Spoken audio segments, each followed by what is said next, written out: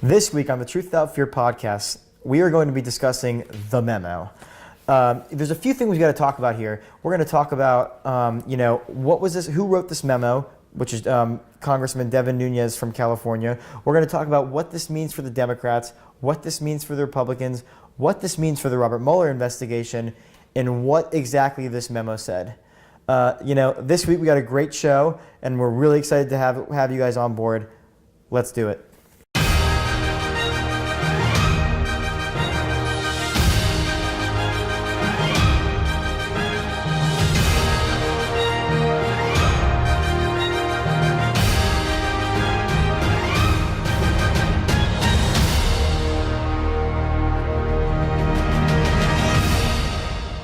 I'm Anthony Palumbo. And I'm Ciara.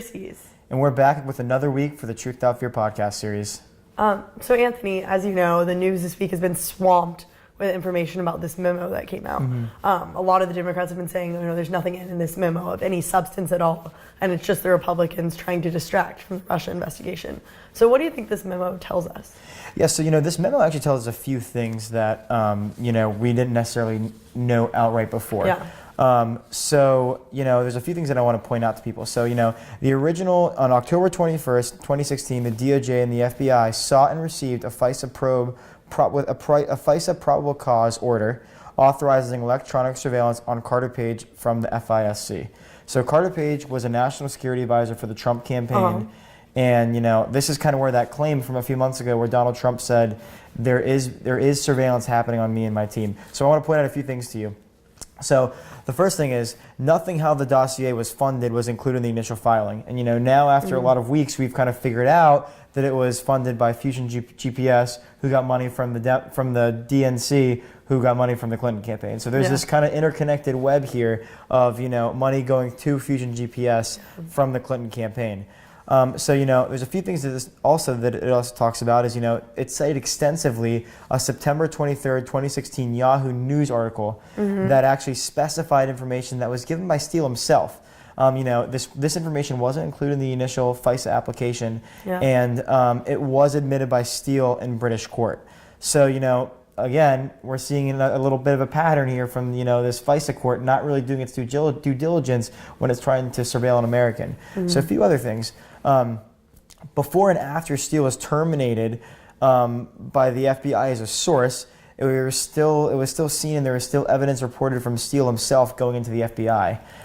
And that was admitted, and then he also admitted that, he really didn't want Donald Trump to be president of the United States. So, again, this is more and more information that's coming out that's leading to this cause of saying, okay, this is what's going into, surveilling on an American.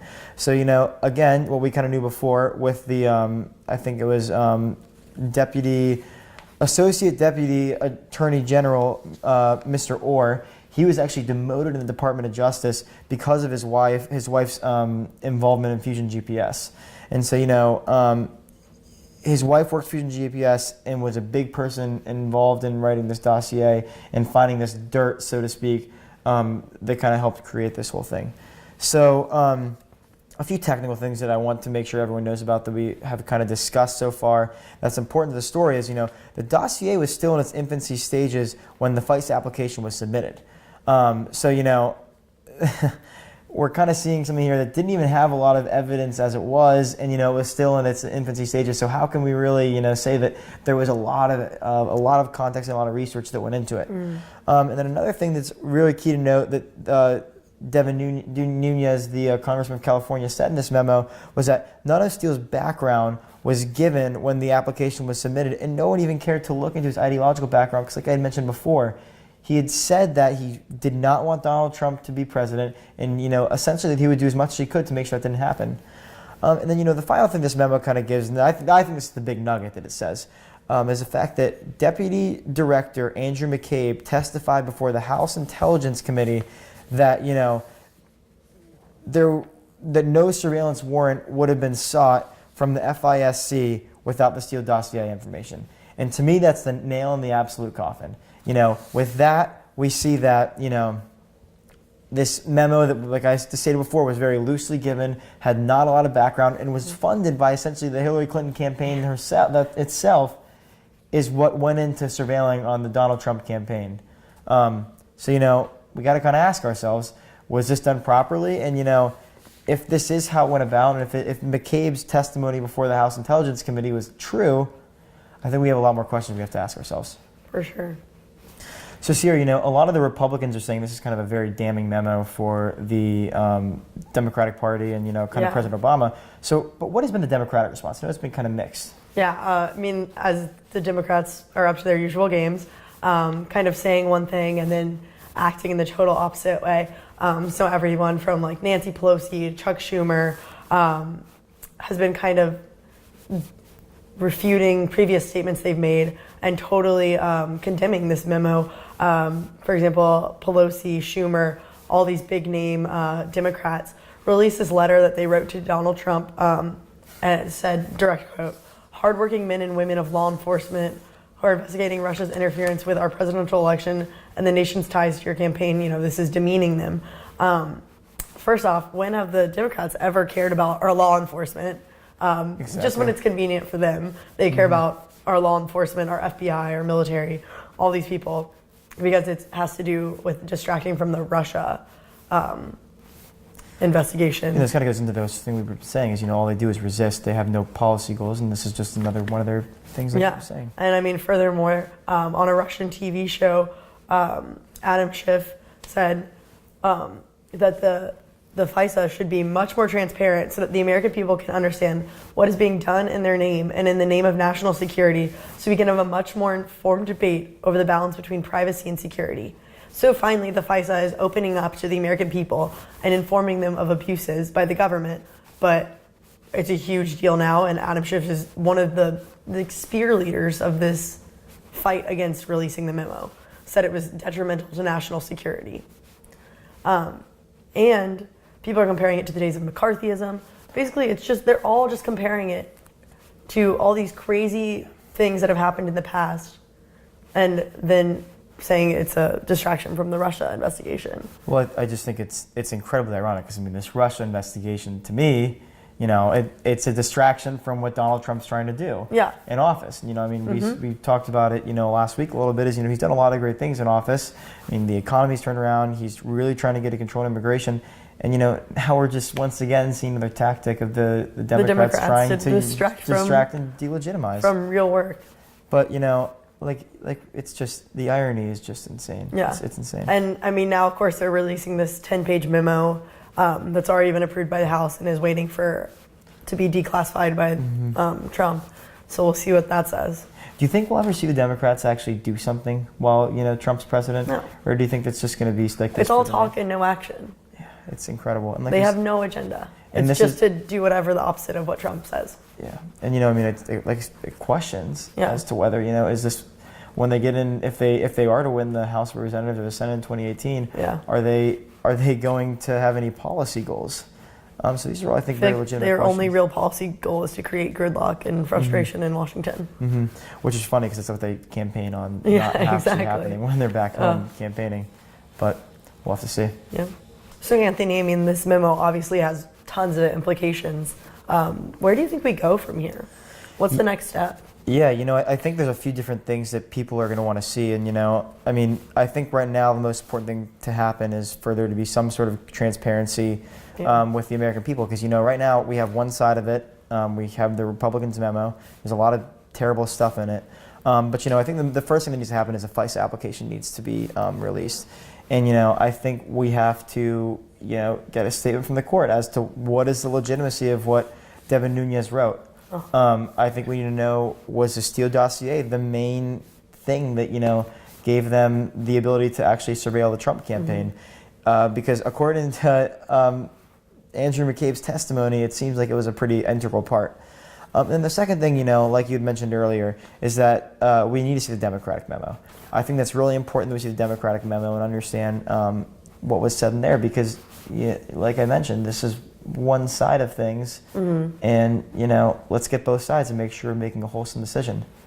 But that's kind of I think two of the most important things going forward. Yeah. What do you think James Comey has to do with any of this?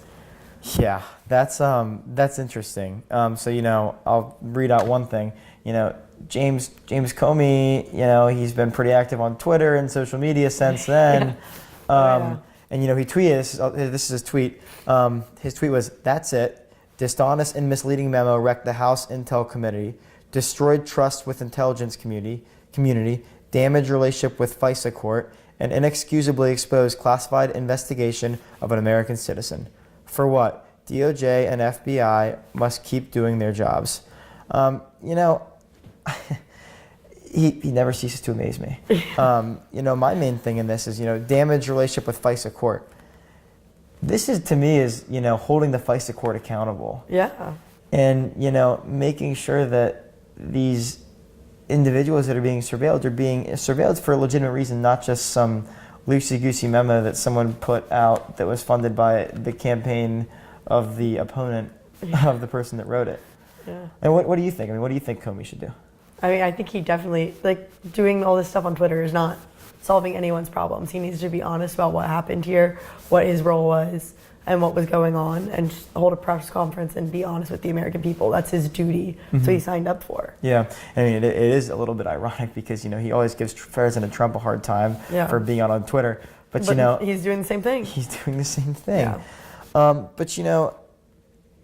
I think we also need to understand his role with Deputy McCabe. Deputy Director McCabe, because I think that he did step down right before this memo came out. Yeah. And, there's a lot of questions. I think there's got to be some statement from ex-Director Comey and the FBI as to what this involvement was in. And it may ruin some of the trust of the American people with the FBI, but we have to know it. Yeah. And then, finally, I think we do have to ask ourselves, and, I don't know the connection to the Robert Mueller investigation. A lot of Republicans are calling for, that this just totally vindicates President Trump. President Trump himself tweeted that. But I do think we have to understand, when was Robert Mueller hired?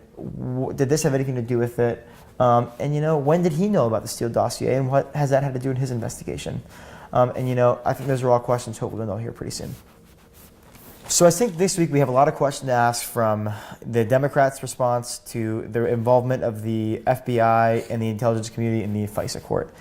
Clearly we have a lot more things we need to figure out, and hopefully in the coming weeks that will really come to light for us. Yeah, I can't wait to see the Democratic memo, see what they have to say, and kind of find out more about these connections with, the Mueller investigation, all sorts of different things that there are. There's so many complexities in this memo. But, as we're wrapping up, I just really want to encourage everyone to get involved with the review. If you're at all interested in joining our team, we would be excited to have you. We've been growing so much over this past year and a half, and we have so many exciting things in store. So please email us at wakeforestreview@gmail.com or hit us up on one of our social media outlets. We'd love to hear from you and get you involved on the team. And I'm Anthony. I'm Ciara. Have a great weekend.